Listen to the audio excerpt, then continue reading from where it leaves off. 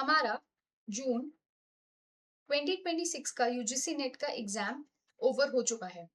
जब आप एग्जाम दे के बाहर आए थे, आपको तभी पता लग गया होगा कि क्या अब आगे आपको पीएचडी के लिए प्रिपेयर करना है या फिर आपको दोबारा से दिसंबर 2026 के लिए प्रिपरेशन करनी है। आज की इस वीडियो में मैं आपको 6 मंथ्स का रोड मैप बताऊंगी and it will be very useful for both beginners and for both repeaters. दोनों के लिए बताऊंगी मैं। बिगनर्स के लिए अलग स्ट्रैटेजी होगी, रिपीटर्स के लिए अलग स्ट्रैटेजी होगी, क्योंकि बहुत सारे बच्चे जून अटेम्प्ट वैसे भी देते हैं जो सीरियसली वो दिसंबर के लिए पढ़ेंगे, बट वो सिर्फ एक अटेम्प्ट देना चाहते हैं टू सी द पैटर्न कि किस टाइप के क्वेश्चंस आते हैं, कैसा एग्जाम का लेवल होता है, कैसा एनवायरनमेंट उनको फेस करना पड़ता है, तो वो उस पर्पज से ही देते हैं। चलिए शुरू करते हैं। Hello everyone, welcome back to my channel. I hope आप सब बहुत अच्छे होंगे। देखिए, सबसे पहले अगर मैं एग्जाम पैटर्न की बात करती हूँ, एग्जाम पैटर्न हमारा पेपर 1 में 50 क्वेश्चंस होते हैं, 2 marks each, which accounts to 100 marks in total. ठीक है, 2 मार्क्स होते हैं हर एक क्वेश्चन के। And same goes for paper 2, 100 questions होते हैं, 2 नंबर हर क्वेश्चन के, अकाउंट्स टू 200 मार्क्स। यानी टोटल हमारा कितना बन गया, 300 मार्क्स। और क्वेश्चंस कितने बन गए हमारे, 150 क्वेश्चंस, और कोई नेगेटिव मार्किंग नहीं होती है। हमें इस एग्जाम के लिए 3 घंटे दिए जाते हैं और ये कॉन्टिन्यूस 3 घंटे होते हैं, कोई ब्रेक नहीं होती है बीच में। इट डिपेंड्स ऑन स्टूडेंट कि वो पहले पेपर 1 करना चाहता है या फिर वो पहले पेपर 2 करना चाहता है। ठीक है, स्विचिंग का ऑप्शन अवेलेबल होता है, but it is a continuous exam of 3 hours. तो 300 मार्क्स का होता है और हमारे जो क्वेश्चंस होते हैं, नंबर ऑफ क्वेश्चंस वो टोटल 150 होते हैं। अब देखिए, 6 मंथ्स एग्जाम का road map. The very first month is foundation, the second is principles, third is curriculum, the fourth is review, fifth is mock exam and sixth is the final drive. अब समझिए, जो पहला महीना है, आप उसमें अपने कोर कॉन्सेप्ट्स को बिल्ड करेंगे, यानी जो भी आपके स्ट्रॉन्ग फंडामेंटल प्रिंसिपल्स हैं या फिर जो भी आपको रिसोर्सेज गैदर करने हैं, मैंने यहाँ से पढ़ना है, मुझे या इस टीचर का समझ आता है, मुझे इस वाले प्लेटफॉर्म से पढ़ना है, ये वाला चैनल देखना है, ये सब आप फर्स्ट मंथ में करेंगे और एक स्ट्रॉन्ग फंडामेंटल प्रिंसिपल्स बनाएंगे। ये नहीं मैं बोल रही हूँ कि आप 1 महीने तक सिर्फ यूट्यूब ही एक्सप्लोर करेंगे, no. Then for second month आपने क्या करना है, एक डीप अंडरस्टैंडिंग डेवलप करनी है, यानी जो भी आपने प्रिंसिपल्स और कॉन्सेप्ट्स फर्स्ट मंथ में पढ़े हैं, अब आप उनको सॉलिडिफाई करेंगे, आप उनको और स्ट्रॉन्ग करेंगे, और जो भी कंसेप्चुअल क्लैरिटी होती है इन डेप्थ, वो आपने पूरा क्लियर करना है। थर्ड मंथ में एक कॉम्प्रिहेंसिव स्टडी होगी, यानी आप सिलेबस के हिसाब से पढ़ेंगे। सिलेबस आपने, सबसे पहली बात मैं बोलना भूल गई, सिलेबस आपने हार्ड कॉपी अपने पास रखनी ही रखनी है। आप ये नहीं बोलेंगे मेरे पास पीडीएफ है, मेरे पास फोटोग्राफ है फोन में, मैं वहां से देख लूंगा, नो। 2 पेज के हमारे सिलेबस है, आप एक हार्ड कॉपी रखिए और हमेशा जब भी आप पढ़ने बैठेंगे, सिलेबस आपके साथ होना ही चाहिए, ताकि आप उसको अच्छे से पढ़ सके, एक एक लाइन, एक एक वर्ड, ठीक है, उस पर टिक क्रॉस कर सके छोटा छोटा आपको, ताकि आपको समझ आता है कि आप कितना प्रोग्रेस कर रहे हैं, कहाँ प्रोग्रेस कर रहे हैं। थर्ड मंथ में आप प्रिस्क्राइब्ड सिलेबस के हिसाब से ही पढ़ रहे हैं, और नोट टेकिंग तो होनी ही होनी चाहिए, रिविजन नोट्स या फिर आपके जो हैंड रिटन नोट्स होने हैं वो तो बनने ही बनने चाहिए। देन फोर्थ मंथ में एप्लीकेशन और प्रैक्टिस की बात होती है, यानी अब आपने जितने भी टॉपिक्स पढ़ लिए अभी तक, आपने उनका एक डिटेल्ड रिवीजन करना है, और उस टॉपिक से रिलेटेड आपके पास जितने भी प्रीवियस ईयर क्वेश्चंस है, अब आपने उनको सॉल्व करना है। ये काम आप फोर्थ मंथ में करेंगे।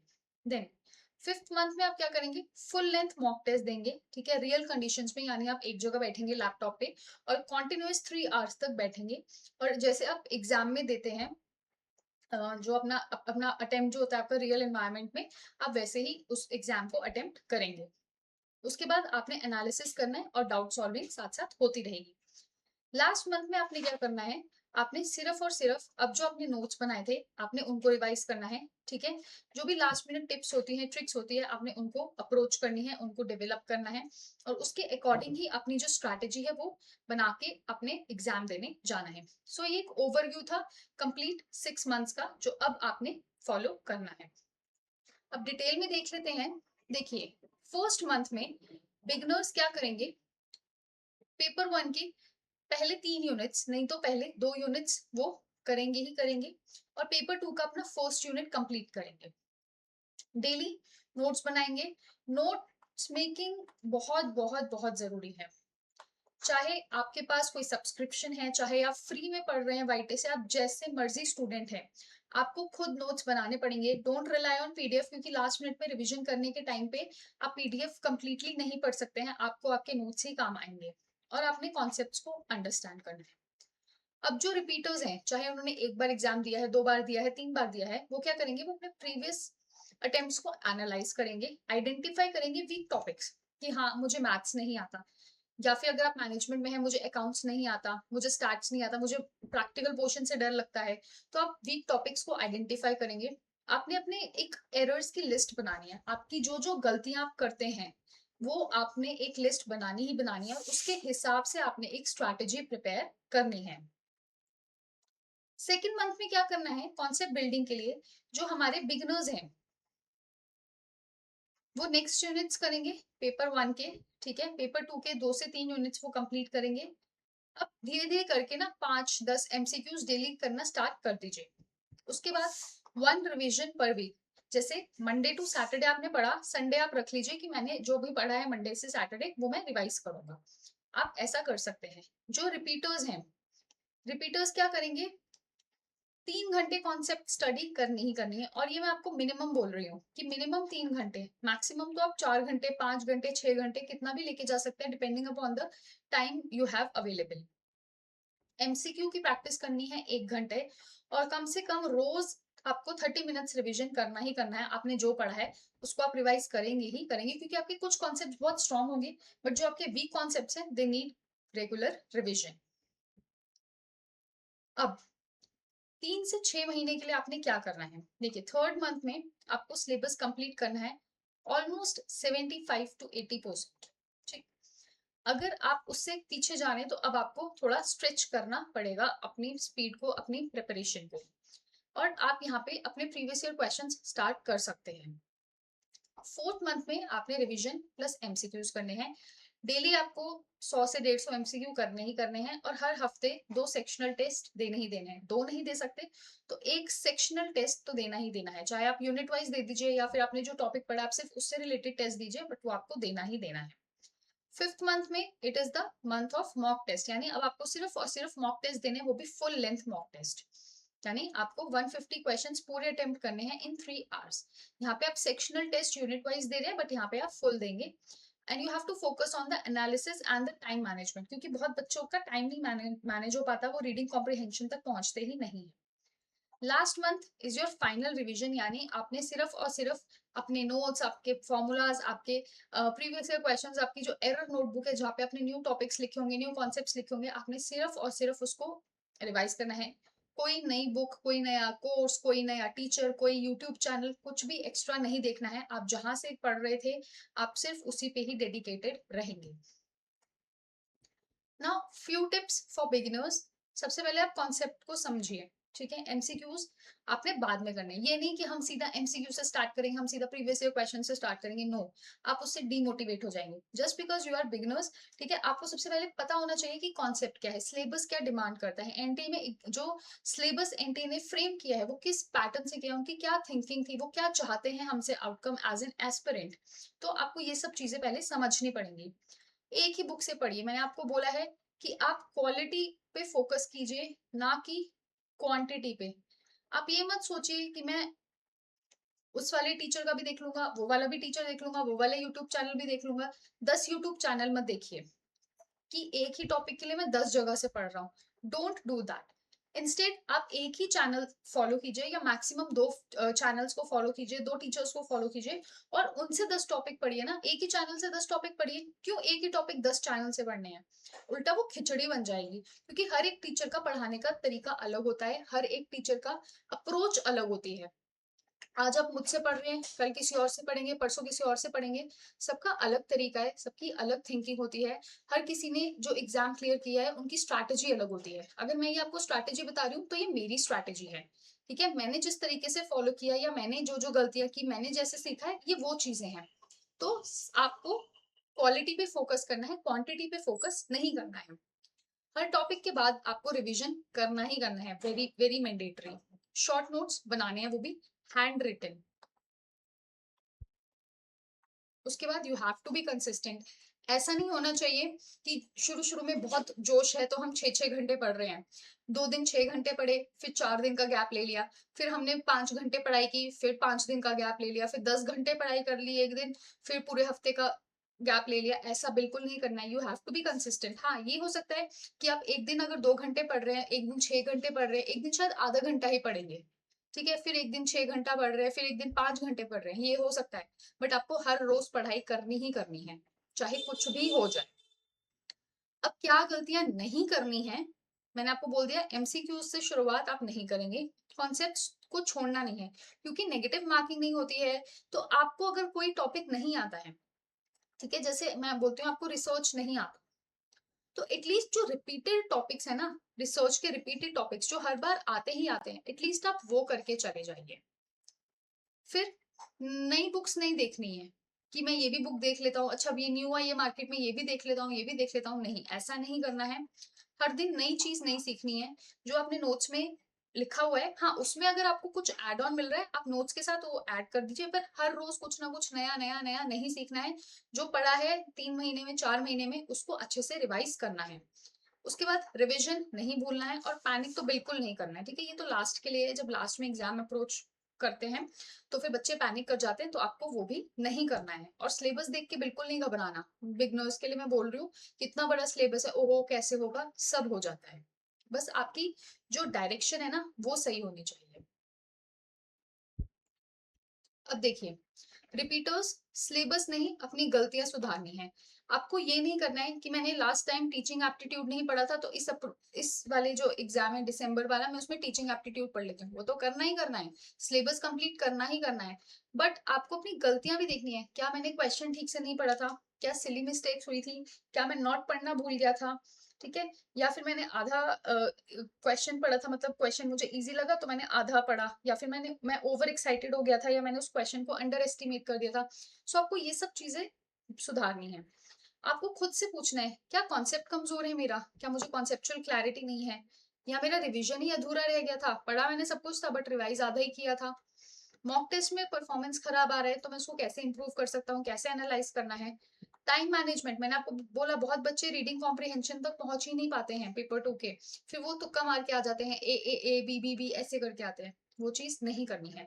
सो you have to focus on improving yourself. जो गलतियां हो गई, उन गलतियों से सीखना है, पर उन गलतियों को रिपीट नहीं करना है।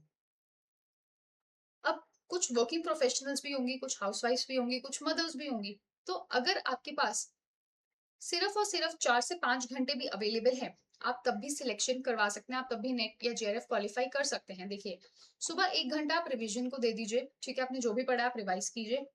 2 घंटे कॉन्सेप्चुअल स्टडी कीजिए, कॉन्सेप्चुअल अंडरस्टैंडिंग कीजिए, क्योंकि आजकल जो क्वेश्चंस है वो एप्लीकेशन बेस्ड आते हैं, और एप्लीकेशन आप तभी अप्लाई कर सकते हैं, या फिर किसी सिचुएशन में आप कॉन्सेप्ट तभी अप्लाई कर सकते हैं जब आपका जो फाउंडेशन है वो स्ट्रांग होगा। और रात को 1 घंटे आपने एमसीक्यू प्रैक्टिस करनी है। तो आपका जो टाइम है ना, 4 से 5 घंटे आप ये ऐसे डिवाइड कर सकते हैं, और बीच में आपको कुछ भी टाइम मिल रहा है एक्स्ट्रा, तो आप अपना पढ़ सकते हैं, रिवाइज कर सकते हैं, कोई टेस्ट दे सकते हैं। सो consistency is the, I would say, most most most important thing, ठीक है। बहुत बच्चे पढ़ते सब कुछ है, लेकिन तब भी उनका एग्जाम नहीं क्लियर हो पाता, क्यों? क्योंकि वो कंसिस्टेंट नहीं होते हैं। वो एक दिन 10 घंटे पढ़ेंगे, एक दिन 8 घंटे पढ़ेंगे, फिर हफ्ता पढ़ते ही नहीं है। ऐसा नहीं होगा। आप डेली थोड़ा थोड़ा थोड़ा थोड़ा पढ़िए, बट आपको पढ़ना रोज है। Now 10 golden rules. आपको रोज पढ़ाई करनी है, प्रीवियस ईयर क्वेश्चंस सॉल्व करने ही करने हैं। आप, क्योंकि देखिए, जब आप प्रीवियस ईयर क्वेश्चन सॉल्व करेंगे ना, आपको एक बेसिक आइडिया मिल जाएगा कि एनटीए कैसे रिपीट्स को घुमाता है, कैसे वो पैटर्न्स चेंज कर रहा है, ठीक है, कैसे किसी कॉन्सेप्ट को अगर एक बार मैच द फॉलोइंग की फॉर्म में पूछा गया, तो अगली बार फिल इन द ब्लैंक वो कैसे बनाता है। तो पीवाईक्यूज उस चीज में हेल्प करते हैं। You have to give mock test, ठीक है, कोई ऑल्टरनेटिव नहीं है। एक्यूरेसी पे ध्यान दीजिए। अगर आपके मॉक टेस्ट में लेट्स से पेपर 1 के 50 में से 30 मार्क्स आ रहे हैं first time, so you have to make it 32, 35, 36। मैं नहीं बोल रही सीधा 30 से आप सीधा 40 आ जाइए, ऐसा नहीं होगा। हाँ, बहुत ईज़ी पेपर आ गया, आपका मॉक टेस्ट ऐसा आ गया कि आपको पता था, तो पॉसिबल है। बट आप कंसिस्टेंटली अप्रोच कीजिए, ठीक है? जैसे धीरे-धीरे, धीरे-धीरे, जैसे वो होता है ना, कछुआ धीरे-धीरे बढ़ता है, ठीक है? तो आपको थोड़ा पेशेंस रखना है और खुद को कंसिस्टेंट रखना है। Then you have to sleep well, ठीक है? आप ऐसा नहीं कर सकते कि आप पूरी-पूरी रात जाग रहे हैं, सो नहीं रहे हैं ढंग से, अ, अच्छा खाना नहीं खा रहे हैं। सो आपको अपनी हेल्थ का, फिजिकल हेल्थ का, अपनी स्लीप का अच्छे से ध्यान रखना ही रखना है। वीकली रिवाइज करना है, मैंने आपको बताया, आप संडे रख लीजिए या फिर आप सैटरडे रख लीजिए कि मंडे से फ्राइडे हम पढ़ाई करेंगे, सैटरडे रिवाइज करेंगे, संडे हमारा चिल डे होगा, हम चिल करेंगे उस दिन, ठीक है? आप ऐसा भी कर सकते हैं। शॉर्ट नोट्स बनाने ही बनाने हैं, हैंड रिटन, एनालाइज करना है, स्ट्रेस नहीं लेना, एंड मोस्ट इंपॉर्टेंट खुद पे कॉन्फिडेंस होना चाहिए कि मैं ये एग्जाम क्लियर कर सकता हूँ, मैं जेआरएफ लेकर रहूंगी। सो ये खुद को बार बार याद करवाते रहना है।